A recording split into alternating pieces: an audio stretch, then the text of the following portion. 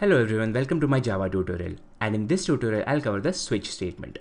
Now the switch statement has a bit different syntax if we compare it with the previous two statements. So this is how a switch statement looks like.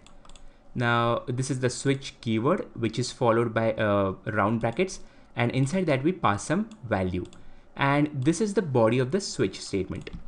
Okay, now as you can see in the body there are different cases, okay, and each case is identified by a label.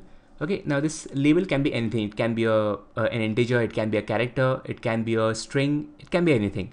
But the only thing which you should keep in mind is whatever data type you are using for this value, these labels should also have the same data type, or it should be values of the same data type. Okay, so that is one thing we should keep in mind. Now how does it work exactly? So when you pass a value in this switch statement, it will compare this value with the labels of the cases, and wherever it finds a match, let's say for example it finds a match over here, then it will execute the corresponding statement. Now again, this is only one statement. There can be a lot of statements over here. It can be an entire block of code. So the thing is, wherever it finds a match, it will execute the corresponding code.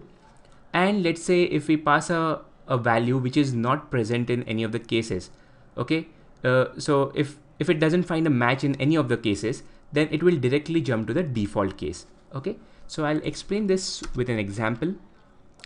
Let's say I take a variable option and I assign a value to it, let's say 2, and I'm passing this variable to my switch case.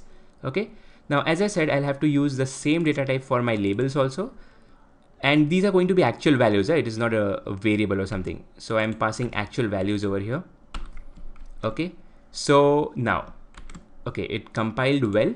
Now how it will work exactly? So I'm passing the value as option, which is having the value as 2. Okay, now first it will compare with case 1.